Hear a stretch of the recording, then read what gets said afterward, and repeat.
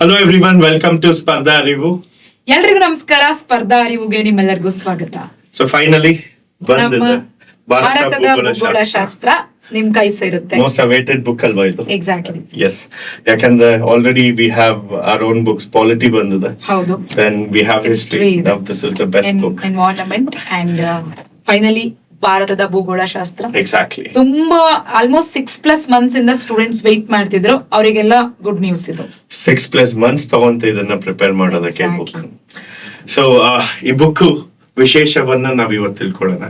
It's an amazing book. So will understand what are the best features ಈ book ಅಲ್ಲಿ ಏನೇನಿದೆ ತಿಳ್ಕೊಳ್ಳೋದು. So ನಿಮ್ಗೆ you can see it's a pictorial representation. ಯಾವತ್ತು ನೆನಪಿಲ್ವಿ, ಇಲ್ಲಿ ಜಾಗ್ರಫಿ ಅಂದ್ರೆ ಮ್ಯಾಪ್ ಪಿಕ್ಚರ್ಸ್ ಇಂದ ತುಂಬಿರ್ಬೇಕು. ಆವಾಗ್ಲೇ ಜಾಗ್ರಫಿ ಬುಕ್ ಆಗ್ಲಿ, ಜಾಗ್ರಫಿ ಆನ್ಸರ್ಸ್ ಆಗ್ಲಿ ಇಂಪಾರ್ಟೆನ್ಸ್ ಆಗ್ಬೋದು. ಅಷ್ಟೇ ಅಲ್ಲ, ಈ ಬುಕ್ UPSC, UGC ನೆಟ್ ಇಂದ ಹಿಡಿದು KAS ಇಂದ ಗ್ರೂಪ್ ಸಿ ವರೆಗೂ ಎಲ್ಲರಿಗೂ ಆಲ್ ಇನ್ ಒನ್ ಬುಕ್ ಅಂತಾನೆ ನೀವು ಕನ್ಸಿಡರ್ ಮಾಡಬಹುದು. ಇನ್ ಮುಂದೆ ಯಾರು ಕನ್ನಡದಲ್ಲಿ ಕಂಟೆಂಟ್ ಇಲ್ಲ ಅಂತ ಹೇಳುವಂತ ಒಂದು ನಿಮ್ಗೆ ಪ್ರಮೇಯನೇ ಬರೋದು ಅಷ್ಟಲ್ಲ. ಇಟ್ ವಿಲ್ ಹ್ಯಾವ್ ಈಗ ಬೇರೆ ಬುಕ್ಗಳಿಗಿಂತ 30% ಜಾಸ್ತಿ ಕಂಟೆಂಟ್ ಇರುತ್ತೆ. ಯಾಕೆ ಅಂದ್ರೆ ಸೊ ಈಗ ಬಂದಿರೋ ಕ್ವಶನ್ಸ್ ಮೇಲೆ ಬುಕ್ಸ್ ಬಂದಿರುತ್ತೆ, ಬಟ್ ಮುಂದೆ ಬರುವಂತ ಕ್ವಶನ್ಸ್ ಪ್ರಿಡಿಕ್ಟ್ ಮಾಡಿ ಮಾಡ್ಬೇಕಂದ್ರೆ ಸೊ ದಿಸ್ ಇಸ್ ಅದಕ್ಕೋಸ್ಕರನೇ ಇಲ್ಲಿ ನಮ್ಗೆ ತುಂಬಾ ಟೈಮ್ ತಗೊಂಡಿದ್ದಿ ಬುಕ್ ಗೆ. ಯಾಕಂದ್ರೆ ಎಲ್ಲಾ ಟಾಪಿಕ್ ನಿಮ್ಗೆ ಲಾಜಿಕಲ್ ಎಂಡಿಂಗ್ ಇದೆ.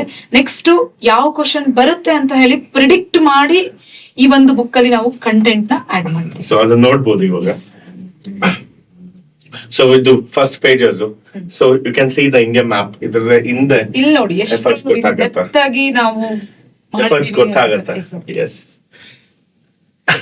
ಸೊ ಇಲ್ಲಿ ನೀವು ಅಬ್ಸರ್ವ್ ಮಾಡ್ಬೋದು. ಸೊ ಈಗಾಗ್ಲೇ ಕೇಳಿರುವಂತ ಕ್ವಶನ್. ಸೊ ಒಂದೇ ಲ್ಯಾಟಿಟ್ಯೂಡ್ ಅಲ್ಲಿ ಯಾವ ಯಾವ ಪ್ರದೇಶಗಳು ಬರುತ್ತೆ ಅಂತ, ಚೆನ್ನೈ ಇರ್ಬೋದು, ಬೇಲೂರು ಇರ್ಬೋದು, ಬೆಂಗಳೂರು ಇರ್ಬೋದು, ಮಂಗಳೂರು ಒಂದೇ ಲ್ಯಾಟಿಟ್ಯೂಡ್ ಅಲ್ಲಿ ಬರುತ್ತೆ ಅಂತ ಪ್ರಶ್ನೆಗಳು ಬಂದಾಗಿದೆ. ಆದ್ರೆ ಲಾಂಜಿಟ್ಯೂಡ್ಸ್ ಅಲ್ಲಿ ಮತ್ತೆ ಬೇರೆ latitude important cities, capital cities, ಯಾವ ಒಂದು ಲೈನ್ ಅಲ್ಲಿ ಯಾವ ಸಿಟೀಸ್ ಇದೆ, ಯಾವ ಟೌನ್ಸ್ ಇದೆ, ಸೊ ಮುಂದೆ ಬರ್ಬೋದಾದಂತ ಕ್ವಶನ್ಸ್ ನೋಡ್ಕೊಂಡು ಇಲ್ಲಿ ಸೊ ನಿಮ್ಗೆ ಇದು ತಿಳಿದಿರಲಿ ಅಂತ ಹೇಳ್ತಿದ್ದಾರೆ. ಸೊ ಇದರಲ್ಲಿ ನೀವು 77 degrees ಅಲ್ಲಿ ಯಾವ್ದು ಬರ್ಬೋದು, 72 degree ಅಲ್ಲಿ ಯಾವ್ದು ಬರ್ಬೋದು ಅಂತ ನೀಟಾಗಿ ಮುಂದೆ ಬರುವಂತದ್ ಬಗ್ಗೆ ಇಲ್ಲಿ ಎಕ್ಸ್ಪ್ಲೈನ್ ಮಾಡಿರ್ತಾರೆ. ಇದು ಈ ಒಂದು ಮ್ಯಾಪ್ ಅಲ್ಲಿ ನೀವು ತಿಳ್ಕೊಬಹುದು. ನಮ್ಗೆಲ್ರಿಗೂ ಗೊತ್ತೇ ಇದೆ, ಭಾರತದ ಭೌಗೋಳಿಕ ಕೇಂದ್ರ ಅಂದ್ರೆ ಜಬಲ್ಪುರ್ ಅಂತ. ಹೌದು, ಪ್ರೀವಿಯಸ್ ಡೇಟಾ ಅದು ಇತ್ತು. ಈಗ ಅಪ್ಡೇಟ್ ಆಗಿರೋದು ತುಂಬಾ ಕಡೆ ಚೇಂಜ್ ಆಗಿಲ್ಲ. ಅದು ಕರೌಂಡಿ ಅನ್ನುವಂತ ಒಂದು ಪ್ಲೇಸ್ ಕಟ್ನಿ ಜಿಲ್ಲೆಯಲ್ಲಿದೆ. ನಾವು ಈ ಒಂದು ಇನ್ಫಾರ್ಮೇಶನ್ ನ ತಗೊಂಡಿರೋದು ಕಟ್ನಿ ಡಿಸ್ಟ್ರಿಕ್ಟ್ ಗವರ್ಮೆಂಟ್ ಡೇಟಾದಲ್ಲಿ, ಆ ವೆಬ್ಸೈಟ್ ಅಲ್ಲಿ. ನೆನ್ಪಿಟ್ಕೋಬೇಕು, ಹಿಸ್ಟ್ರಿ ಜಾಗ್ರಫಿಯಲ್ಲಿ ಡೇಟಾನೇ ಇಂಪಾರ್ಟೆಂಟ್ ಆಗುತ್ತೆ. ಪ್ಲೇಸು ಮತ್ತೆ ಟೈಮ್ ಇಂಪಾರ್ಟೆಂಟ್ ಆಗತ್ತೆ. ಈ ಡೇಟಾ ಅಥೆಂಟಿಸಿಟಿ ನಮ್ಗೆ ಗವರ್ಮೆಂಟ್ ಇಂದಾನೇ ಸಿಗ್ಬೇಕು, ಬೇರೆ ಎಲ್ಲಿಂದಾನು. ಸೊ ಈ ಬುಕ್ ಕಂಪ್ಲೀಟ್ಲಿ ಪ್ರತಿಯೊಂದು ಕಾನ್ಸೆಪ್ಟ್, ಈ ಬುಕ್ ಅಲ್ಲಿ ಕಾನ್ಸೆಪ್ಟ್ ಆಗ್ಲಿ, ಅದ್ರ ಜೊತೆಗೆ ಪ್ಲೇಸಸ್, ಡೇಟ್ಸ್ ಏನ್ ಯೂಸ್ ಮಾಡಿದ್ರು, ಫ್ಯಾಕ್ಟ್ಸ್ ಕೂಡ ಅದಾದ್ಮೇಲೆ ನಮ್ಮೆಲ್ಲರಿಗೂ ಗೊತ್ತೇ ಇರುತ್ತೆ 82.5 degree ಮತ್ತೆ ಟ್ರಾಪಿಕಲ್ ಕ್ಯಾನ್ಸರ್ ಎಲ್ಲಿ ಒಂದು ಸಂಧಿಸುತ್ತೆ ಅಂತ. ಯೂಶುವಲಿ ನಮಗ್ ಗೊತ್ತಿದೆ ಅದು ಛತ್ತೀಸ್ಗಢ ಅಲ್ಲಿ ಅಂತ. ಆದ್ರೆ ಈ ಒಂದು ಬುಕ್ ಅಲ್ಲಿ ಎಷ್ಟು ಡೀಟೇಲಿಂಗ್ ಆಗಿದೆ ಅಂದ್ರೆ ಅದು ಕೊರಿಯಾ ಜಿಲ್ಲೆಯ ಸೋನಾಹತ್ ಅಲ್ಲಿ ಡಿಸ್ಟ್ರಿಕ್ಟ್ ಇದೆ. ಮತ್ತೆ ಅದು ಯಾವ ಪ್ಲೇಸ್ ಅಂತಾನು ಕೂಡ ಸೋನಾಹತ್ ಅನ್ನೋ ಜಿಲ್ಲೆ, ಇದು ಡಿಸ್ಟ್ರಿಕ್ಟ್ ಆಯ್ತು. ಅದರಲ್ಲಿ ಯಾವ ಜಾಗ ಅನ್ನೋದು ಕೂಡ ಮೆನ್ಷನ್ ಮಾಡಿ ಅಲ್ವಾ. ಅದಾದ್ಮೇಲೆ ಇವಾಗ ಭಾರತ ಅಂದಿದ ತಕ್ಷಣ ಪ್ರಪಂಚದಲ್ಲಿ ಒಂದು ಕೋಆರ್ಡಿನೇಟ್ ಇಟ್ಕೊಂಡಿರ್ತಾರೆ. ಆ ಕೋಆರ್ಡಿನೇಟ್ ಯಾವುದು ಅಂತಾನು ಕೂಡ ಮೆನ್ಷನ್. ಈಗ ಜಾಗ್ರಫಿಕಲ್ ಸೆಂಟರ್ ನಾವು 82 ಮತ್ತೆ 23.5 degree ಮೀಟ್ ಆಗೋದು. ಬಟ್ ಇಂಡಿಯಾಗೆ ಒಂದು ಸೆಂಟರ್ ಬರುತ್ತೆ. ನಾರ್ತ್ ಸೌತ್ ಆಗ್ಲಿ, ಈಸ್ಟ್ ವೆಸ್ಟ್ ನ ಕರೆಕ್ಟ್ ಆಗಿ ತಗೊಂಡು ಸೆಂಟರ್ ತಗೊಂತೀವಿ.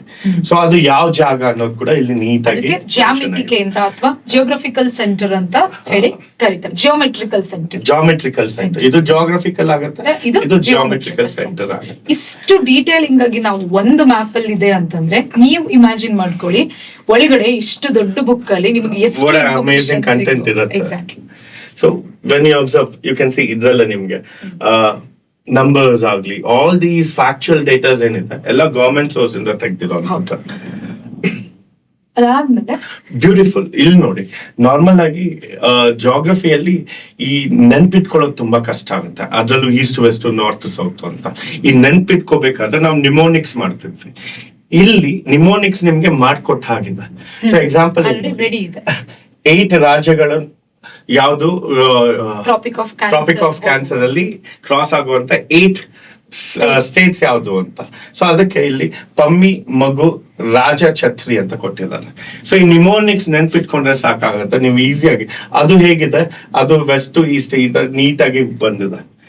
ಸೊ ಈ ಒಂದು ನಿಮೋನಿಕ್ಸ್ ನಿಮ್ಗೆ ಎಲ್ಲಾ ಕಡೆ ಎಲ್ಲೆಲ್ಲಿ ನಿಮ್ಗೆ ಇಂಪಾರ್ಟೆಂಟ್ ಜಾಗ್ರಫಿಕಲ್ ಪೊಸಿಷನ್ಸ್ ಬೇಕು, ಸಿಟೀಸ್ ಬೇಕು, ಅಲ್ಲೆಲ್ಲ ನಿಮೋನಿಕ್ಸ್ ಹಾಕ್ಸಿದ್ರೆ ಸೊ ಇದು ಈಸಿಯಾಗಿ ಸಿಕ್ಬಿಡುತ್ತೆ ನಿಮ್ಗೆ ಮೆಮೊರಿಗೆ. ನೀವು ವರ್ಕ್ ಮಾಡುವ ಸ್ಟಿಲ್ವೇ ಇಲ್ಲ ನಿಮೋನಿಕ್ಸ್ಗೆ. That is also you get it in this book.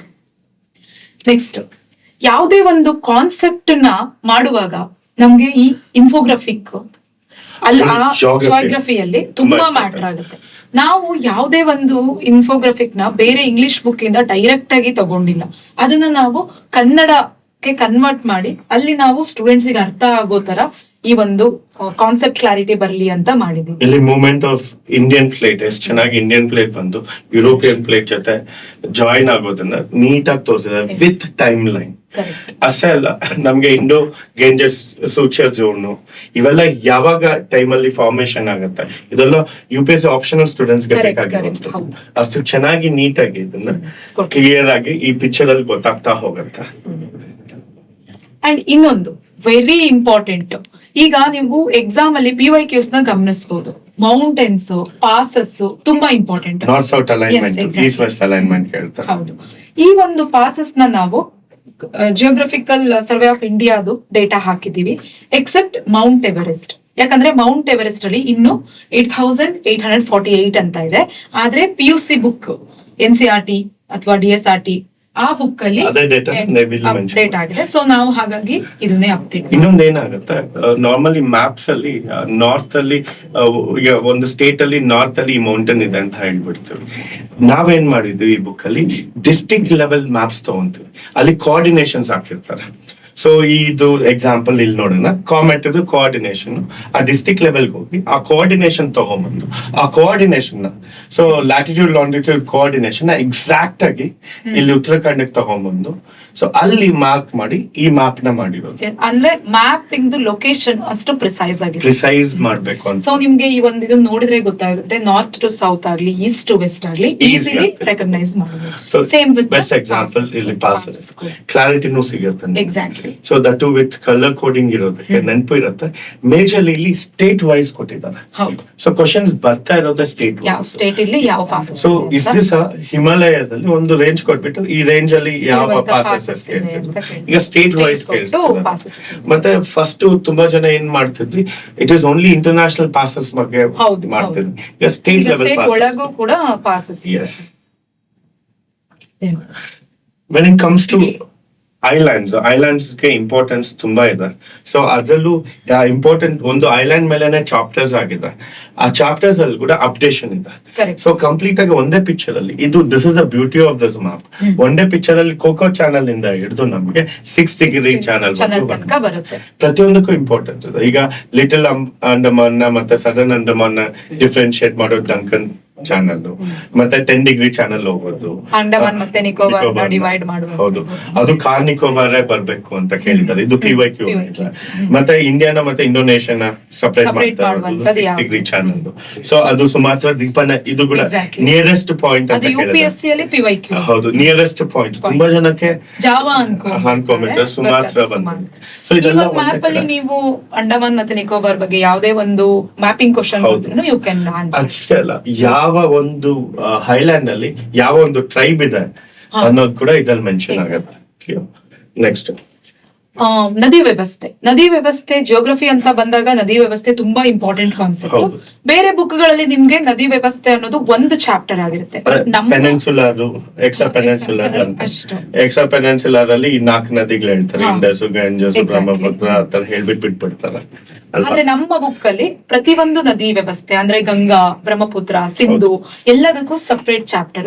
ನಿಮ್ಗೆ ಈ ಒಂದು ಕಂಪ್ಲೀಟ್ ಡೀಟೇಲಿಂಗ್ ನಿಮ್ಗೂ ಒಂದು ಏನಿದು ಮ್ಯಾಪಿಂಗ್ ಇದೆ. ಅದಾದ್ಮೇಲೆ ನೆನ್ಪಿಟ್ಕೊಳಕ್ಕೆ, ಯಾಕಂದ್ರೆ ಎಕ್ಸಾಮ್ ಅಲ್ಲಿ ಇತ್ತೀಚೆಗೆ ಏನ್ ಕೇಳ್ತಿದ್ದಾರೆ ಅಂದ್ರೆ ಯಾವ ಉಪನದಿಗಳು ಅಂತ ಕೇಳ್ತಾ ಇಲ್ಲ, ಉಪನದಿಗಳನ್ನ ಕ್ರಮವಾಗಿ ಬರೆಯಿರಿ. ಅದು ಲೆಫ್ಟ್ Left bank ಅಥವಾ tributary, right right bank bank tributary ಇಲ್ಲ ಅಂದ್ರೆ ಅಂತ ಲೆಫ್ಟ್ ಕೇಳ್ತಾರೆ. ಮೋಸ್ಟ್ ಟ್ರಿಬ್ಯೂಟರಿ ಯಾವುದು, ಅಲ್ವಾ? ರೈಟ್ ಮೋಸ್ಟ್ ಟ್ರಿಬ್ಯೂಟರಿ ಯಾವುದು ಅಂತ ಕೇಳ್ತಾರೆ. ಈ ಒಂದು ರೇಖಾಚಿತ್ರದಲ್ಲಿ ನಿಮ್ಗೆ ನೀಟಾಗಿ ಅದೆಲ್ಲವೂ ಗೊತ್ತಾಗ್ತಾ ಹೋಗುತ್ತೆ ಅಲ್ವಾ. So that's a beauty of this. ಅಷ್ಟೇ ಅಲ್ಲ, ಮೇಜರ್ಲಿ ಕಾನ್ಸೆಪ್ಟ್ಸ್ ನ ನಮ್ಗೆ ಪಿಕ್ಚರ್ ಮೂಲಕ ಅರ್ಥ ಮಾಡಿಸಿದ್ರೆ ನೀಟಾಗಿ ಅರ್ಥ ಹೋಗುತ್ತೆ. Correct. ಮತ್ತೆ ಆ ಪಿಕ್ಟೋಗ್ರಾಫಿಕ್ ಮೆಮೊರಿಯಲ್ಲಿ ಸೇರ್ಕೊಂಡ್ಬಿಟ್ರೆ ಕಾನ್ಸೆಪ್ಟ್ ಮರೆಯಲ್ಲ. ಹೌದು. ಸೊ ತುಂಬಾ ಜನಕ್ಕೆ ಮೌಸ್ ಸಿಂಡ್ರಮ್ ಚಿರಾಪುಂಜಿಲಿ ಯಾಕೆ ಜಾಸ್ತಿ ಮಳೆ ಆಗತ್ತೆ ಅಂತ ಫನಲಿಂಗ್ ಎಫೆಕ್ಟ್. ಹಾ. ಸೊ ಅಷ್ಟೇ ಗೊತ್ತಿರುತ್ತೆ. ಅದು ನಿಮ್ಗೆ ಆ ಫನಲಿಂಗ್ ಎಫೆಕ್ಟ್ ಏನು ಏನು ಅಂತ ಅನ್ನೋದು ಈ ಬುಕ್ ಅಲ್ಲಿ ನಿಮ್ಗೆ ಗೊತ್ತಾಗುತ್ತೆ. ಅದ್ರ ಜೊತೆಗೆ ಜೆಟ್ ಸ್ಟ್ರೀಮ್ಸ್ ಹೇಗ್ ವರ್ಕ್ ಆಗುತ್ತೆ. ಸೊ ತುಂಬಾ ಜನಕ್ಕೆ jet streams through out the globe ಹೋಗುತ್ತೆ. ಇಲ್ಲಿ ಎಷ್ಟು ಜನ ಗೊತ್ತಾಗುತ್ತೆ ಒಂದೇ jet stream through out the globe ಹೋಗುತ್ತೆ ಅನ್ನೋದು ನೀಟಾಗಿ ಗೊತ್ತಾಗುತ್ತೆ ಅಲ್ವಾ. ಸೊ ಕಾನ್ಸೆಪ್ಟ್ಸ್ ಕ್ಲಾರಿಟಿ ಕೊಡೋದಕ್ಕೆ ಇದ್ರಲ್ಲೂ ತುಂಬಾ ಚೆನ್ನಾಗಿರೋದಂದ್ರೆ ಇದು. ಸೊ ನಮ್ಗೆ ಎಲ್ನಿನೋಗೆ ಮತ್ತೆ ಇಂಡಿಯನ್ ಓಷನ್ ಟೈಪ್ ಹೋಲು ಹೇಗೆ ಎಫೆಕ್ಟ್ interrelated ಇದೆ ಅನ್ನೋದು ನಿಮ್ಗೆ ಸೊ ಇವಾಗ ನಮ್ಗೆ ಎಲ್ಲರಿಗೂ ಎಲ್ನಿನೋ ಎಫೆಕ್ಟ್ ಮಾನ್ಸೂನ್ ಮೇಲೆ ಗೊತ್ತಿತ್ತು. ಹೌದು. ಸೊ ಈಗ ಮಾನ್ಸೂನ್ ಎಲ್ನಿನೋ ಅಯೋಡಿ ಒಂದೇ ಪಿಕ್ಚರ್ ಅಲ್ಲೇ ಕಾಣಿಸುತ್ತೆ. ಕಾಣಿಸುತ್ತೆ. Correct. So that's the concept clarity ಕೊಡೋದಕ್ಕೆ ಪಿಕ್ಚರ್ ಅಲ್ಲಿ. ಹೌದು. ಮತ್ತೆ ಈ ಪಿಕ್ಚರ್ಸ್ ನ ನೀವು ಮೇನ್ಸ್ ಆನ್ಸರ್ ಅಲ್ಲಿ ಹಾಕಿದ್ರೆ ತುಂಬಾ ವಂಡರ್ಫುಲ್ ಚೆನ್ನಾಗಿ ಮಾರ್ಕ್ಸ್ ಆಗುತ್ತೆ. ಇನ್ ನೋಡಿ ಇನ್ಫೋಗ್ರಾಫಿಕ್ ಎಷ್ಟು ಇನ್ ಡೀಟೇಲಿಂಗ್ ಆಗಿದೆ ಅಂದ್ರೆ, ಈಗ ನಿಮ್ಗೆ ಹಸು ತಳಿಗಳಂತ ತಗೊಂಡಾಗ ಪ್ರತಿ ರಾಜ್ಯದಲ್ಲೂ ಒಂದೊಂದು ಹಸುಗಳನ್ನ ನಾವು ನೋಡ್ಬೋದು. ಮತ್ತೆ ಕರ್ನಾಟಕದಲ್ಲಿ ತಗೊಂಡಾಗ ಪ್ರತಿ ಜಿಲ್ಲೆಯಲ್ಲೂ ಕೂಡ ಅದು ನಿಮ್ಗೆ ಮೊದಲು ನಾವು ಮ್ಯಾಪಿಂಗ್ ಅಲ್ಲಿ ಕೊಟ್ಟಿದ್ದೀವಿ. ಅದಾದ್ಮೇಲೆ ಈಗ ನಮ್ಗೆ ಗಿರ್ ಅಂದಿದ ತಕ್ಷಣನೇ ಈ ಒಂದು ಹಸುದ ಚಿತ್ರ ನೋಡಿದಾಗ ಬಂದ್ಬಿಡುತ್ತೆ. ಎಕ್ಸಾಕ್ಟ್ಲಿ, ಇಲ್ಲಾಂದ್ರೆ ಗಿರ್ ಹೇಗಿದೆ ಅಂತಾನೆ ಗೊತ್ತಿಲ್ಲದೆ ಹೌದು. ಗಿರ್ ಗುಜರಾತ್ ಅಲ್ಲಿ ಇದೆ ಅಂತ ನೆನ್ಪಿಟ್ಕೊಳ್ಳೋದು ಕಷ್ಟ ಆಗುತ್ತೆ. ಸೊ ಈ ತರ ನಾವು ಬರೀ ಕೇವಲ ಹಸುಗಳಿಗೆ ಮಾತ್ರ ಅಲ್ಲ, ಇದು ಬೇರೆ ಅದರ್ ಅನಿಮಲ್ಸ್ಗೂ ಕೂಡ ಇದೆ ಈ ಬುಕ್ ಅಲ್ಲಿ. ಹೌದು. ಸೊ ಅಷ್ಟೇ ಅಲ್ಲ, ಈಗ ನೋಡಿ ಸಿಂಪಲ್ ಆಗಿ ಜಾಗ್ರಫಿ ಅಂದ್ರೆ ಸೆನ್ಸಸ್, ಹ್ಯೂಮನ್ ಜಾಗ್ರಫಿ ಅಂದ್ರೆ census. So geography datas change ಆಗ್ತಿರುತ್ತೆ. ಹೌದು. ಸೊ ನಾರ್ಮಲಿ ಡೇಟಾಸ್ ಚೇಂಜ್ ಆಗೋದು ಎಕನಾಮಿಯಲ್ಲಿ ಮತ್ತೆ ಜಾಗ್ರಫಿ. ಎಕನಾಮಿಯಲ್ಲಿ almost every year 40% of the data change ಆಗ್ತಾನೆ ಇರುತ್ತೆ. So, ಅಲ್ವಾ.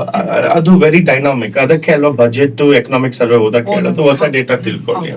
ಬಟ್ ಜಾಗ್ರಫಿಯಲ್ಲಿ ಏನಾಗುತ್ತೆ, ಈ ಡೇಟಾ ಚೇಂಜಿಂಗ್ ಅಷ್ಟು ಫ್ರೀಕ್ವೆಂಟ್ ಆಗಲ್ಲ. ಎವ್ರಿ 2 years once 2 years, ಆಗಿರ್ಬೋದು ಅಥವಾ 3 3 years 4 years. ಕಲೆಕ್ಷನ್ ಕಷ್ಟ. Correct correct. ಸೊ ಆ ತರ ಇದ್ದಾಗ ಈಗ ನೋಡಿ ಸೆನ್ಸಸ್ 10 years ಗೆ ಹೌದು. ಈಗ ಸೆನ್ಸಸ್ ಸ್ಟಾರ್ಟ್ ಆಗಿದೆ. Correct. Exactly at present moment census is happening. ಹೌದು. ಸೊ ಇದು ಡೇಟಾ ನಮ್ಗೆ 2027 ಅಲ್ಲಿ ಇಂಪಾರ್ಟೆಂಟ್ ಆಗುತ್ತೆ. ಹೌದು. ಸೊ ನಾವೇನ್ ಮಾಡ್ತಾ ಇದೀವಿ, ಆಲ್ರೆಡಿ ಬಿಹೈಂಡ್ ಡೇಟಾ, ಈಗ ಎಕ್ಸಾಂಪಲ್ ಇಲ್ಲೇ ಸೆನ್ಸಸ್ ನೋಡ್ಬೋದು. ಸೊ ಇಲ್ಲಿ ನಮ್ಗೆ 2011 ಸೆನ್ಸಸ್ ಇದೆ. ಸೊ ಇಲ್ಲಿ ಗ್ಯಾಪ್ ಬಿಟ್ಟಿದ್ದೀವಿ. Because ಯಾಕೆ 2026 ಸೆನ್ಸಸ್ ನೀವು ಅಪ್ಡೇಟ್ ಮಾಡ್ಕೊ ನಾವೇ ಅಪ್ಡೇಟ್ ಮಾಡ್ಕೋಬಹುದು. So 10 years no problem. ಈ ಬುಕ್ ಅಪ್ಡೇಟ್ ಬೇಕಿಲ್ಲ, ನೀವೇ ಅಪ್ಡೇಟ್ ಅಂದ್ರೆ ಈ ಬುಕ್ ಆ ತರ ನಾವು ಸ್ಪೇಸ್ ಬಿಡೋದಕ್ಕೆ ರೀಸನ್ ಇಷ್ಟೇ, ನೀವು ಪ್ರತಿ ವರ್ಷ ಹೊಸ ಬುಕ್ ನ ತಗೊಳ್ಳೋ ಅವಶ್ಯಕತೆ ಇಲ್ಲ. For 2-3 years Yes, no need to exactly. buy. ನೀವು ಒಂದ್ಸಲ ಈ ಬುಕ್ ತಗೊಂಡ್ರೆ ನೀವು ಎಕ್ಸಾಮ್ ಕ್ಲಿಯರ್ ಮಾಡೋ ತನಕ ಮತ್ತೊಂದು ಅಪ್ಡೇಟೆಡ್ ಬುಕ್ ನಿಮ್ಗೆ ಮತ್ತೆ ನೆಸೆಸರಿ ಇರೋದಿಲ್ಲ. ಕ್ವಶನ್ಸ್ ಬರ್ತಾ ಇರೋ ಸೆನ್ಸಸ್ ಅಲ್ಲಿ ಕಂಪೇರೇಟಿವ್ 2011 ಗೆ ಮತ್ತೆ 26 ಗೆ ಏನ್ ಚೇಂಜ್ ಆಗಿದೆ. ಸೊ ಈಗ ನಾವು ಇಲ್ಲಿ ಬರ್ಕೊಂಡ್ಬಿಟ್ರೆ ಆ ಕಂಪೇರೇಟಿವ್ ಸ್ಟಡಿ ಕೂಡ ಈಸಿ ಆಗುತ್ತೆ. ಅಂಡ್ ಎಕ್ಸಾಮ್ ಅಲ್ಲಿ ಅದ್ರ ಬೇಸಿಸ್ ಮೇಲೆ ಕ್ವಶನ್ಸ್ ಬಂದ್ರೆ you can answer nicely. So one of my favourite picture ಇದು. ಯಾಕಂದ್ರೆ ಸೊ ಈ ಪಿಕ್ಚರ್ ಇದರಲ್ಲಿ ತುಂಬಾ ಎಫರ್ಟ್ಸ್ ಗೊತ್ತಾಗತ್ತೆ. ಸೊ ಈ ಪಿಕ್ಚರ್ ಮಾಡೋದಕ್ಕೆ ಆಲ್ಮೋಸ್ಟ್ ಲೈಕ್ 2 days ತಗೊಂಡಿದ್ದೆ ಜಸ್ಟ್ ಫಾರ್ ಒನ್ ಪಿಕ್ ಅಲ್ವಾ. ಸೊ ನೋಡಿ, this is the beauty of this book and we suggest ಈ ಬುಕ್ It's a best ಎಲ್ಲ book. ಎಲ್ಲ So no second competitive doubt. Exams ಗೆ ಆಸ್ ವಿ ಅಲ್ವಾ? Said that net ಇಂದ ಹಿಡಿದು ಗ್ರೂಪ್ ಸಿ ತನಕನೂ ಕೂಡ Exactly. ಈ ಬುಕ್ ನ ನೀವು ರಿಲೇ ಆಗಬಹುದು. And it's a one time purchase. ಈಗ ನಿಮ್ಗೆ ಅರಿವು ಆಫೀಸ್ ಅಲ್ಲಿ ಅವೈಲೇಬಲ್ ಇದೆ. It is handy ಇದೆ. ಹೌದು, ತುಂಬಾ ಚಿಕ್ಕ book ಕೂಡ. ಈಗ see when you read at this fronts, so ಇದು ಈಸಿ ಆಗತ್ತೆ ಓದೋದಕ್ಕೆ, ಮತ್ತೆ ಬೋರ್ ಆಗಲ್ಲ ನಿಮ್ಗೆ. Exactly. ಪಿಕ್ಚರ್ಸ್ as ಕಂಟಿನ್ಯೂಸ್ ಆಗಿದೆ ಅಂದ್ರೆ you feel like continuously reading for 45 minutes to 1 hour. 1 hour ಆರಾಮಾಗಿ ಓದ್ತಾ ಹೋಗ್ಬೋದು. And as soon as possible ಈ ಬುಕ್ ನ ನೀವು ಪರ್ಚೇಸ್ ಮಾಡಿ. Thank you one and all. Thank you so much.